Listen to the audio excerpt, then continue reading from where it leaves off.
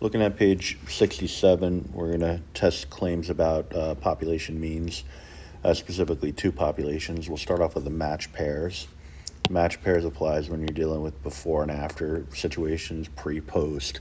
It's just basically any instance where you have a single individual but two measurements being taken, right? So a lot of different scenarios involving that. But you could see the general structure is, or hopefully, becoming more and more familiar, because the only difference between this and the population proportion stuff that we just did was that we're working with a mu instead of a p, right? So just look back in the notes, page 66, I believe, and you'll see that that's really the only difference, right? In terms of conclusions, things like that, subtle differences, but we're going to focus on the student t distribution, all right? So I have the example here, using a 0.05 significance level. Use a 0.05 significance level. Test the claim that there's no significant difference between the average New York Giants winning percentage before and after a bye week between the 96 and 04 seasons.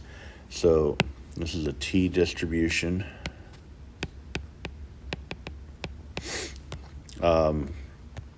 For a variety of reasons. One, says it right there.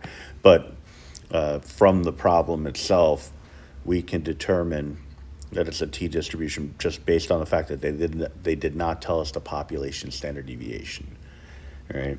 Now they are asking us to test a claim that there's no significant difference between the average winning percentages. So no significant difference would mean that mu1 and mu2 are the same. That's a null hypothesis because that involves an equal sign. Now, the alternative to that would be that they're not the same. So I would say not equals. All right. This would give us a two-tailed test.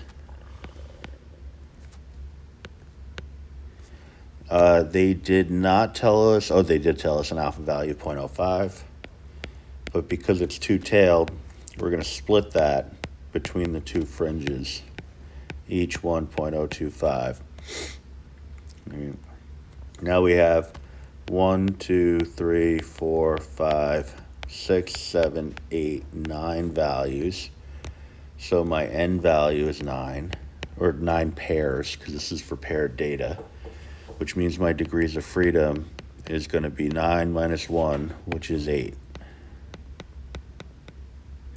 All right, so in my home screen, I can do my student t distribution, inverse t, 0.025, pop in my degrees of freedom, and that gives me my critical t values, CV. T would be equal to negative 2.306, and because it's symmetrical, the distribution itself is symmetrical, we would then know or be able to say that on the high side it's 2.306. All right, so just basically same thing, just drop the negative. So then we go into our inference. I'll just bring it right back to the main screen there. So you have all these different possibilities. One of them says two means. That's along the lines of what we have here. We have a t-test, all right? We have a pooled t-test, and we have a z-test. Let's say I go down the t-test route, and I put in my particulars here, then go to next. You see we have a little bit of an issue. They're asking us for the mean and standard deviation for two independent samples, but this is paired data. It's related to the same variable, just before and after some particular event. So the long story short on this is, while it may seem that this is a case where we would use two means, we're actually going to use one mean. So under inference, just kind of get us there, tests one mean. Well, actually, let me write it the way they wrote it. So one mean. And then from there, what we need to do, t-test and all that good stuff, is sort of change the structure of this problem so that it fits what you would normally have for one population mean. All right, so what I'm going to do is I'm going to make this a 0.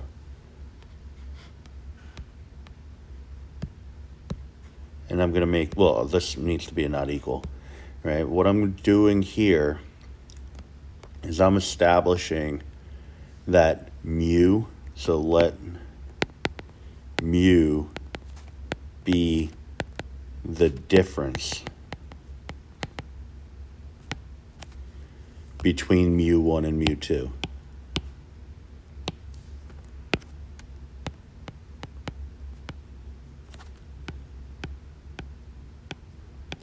All right, so what we're essentially doing is we're going to find, sorry, I'll leave that up there for a sec.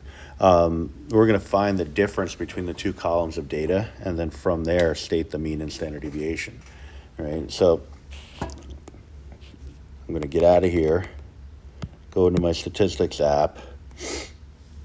I'm going to just put in the difference between these values. You could do it all in one shot if you want. See what I'm doing? I'm just putting the operation in there and let it do the subtraction for me. You could put it in 2 columns and then subtract the columns. I go back and forth on what's the most efficient way of doing it. 0.625. I guess either way it's data entry. So just take the extra time and be careful. 0.714 minus 0.778, 0.364 minus 0.6, 0.5 minus 0.7, and so on.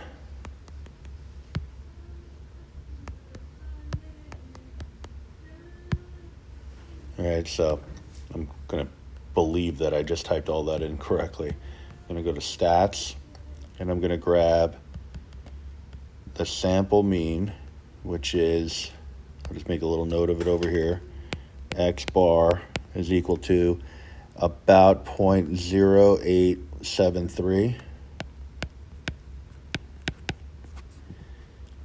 and then 0.331 is my sample standard deviation. So this is the mean and standard deviation of the differences between before and after.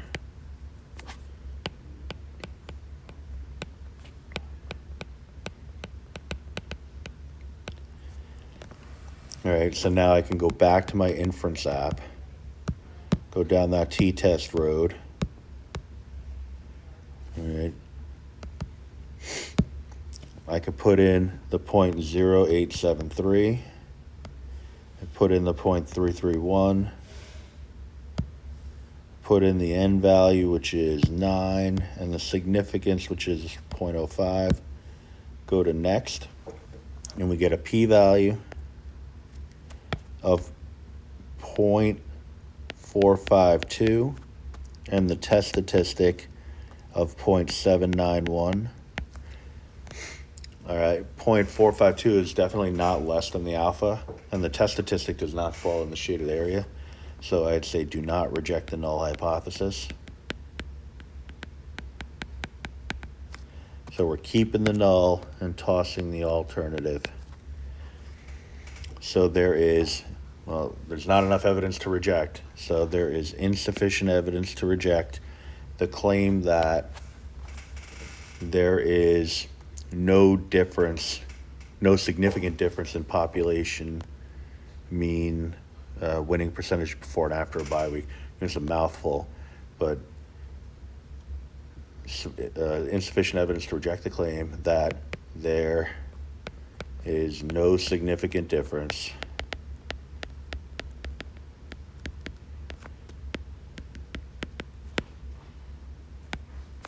in population mean winning percentages. I'll just use WP for winning percentage before and after a bye week.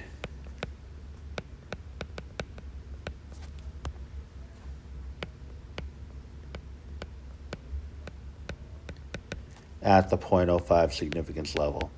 And the good thing about the way this question was phrased, well, I mean, aside from the fact that we had to do the extra legwork and manage to make up for that with the fact that there's an inference app that takes care of a lot of this stuff for us, but the one thing that we sort of benefited from in the way the question was phrased is that when they ask for no significant difference, they're really asking us to only evaluate the null hypothesis.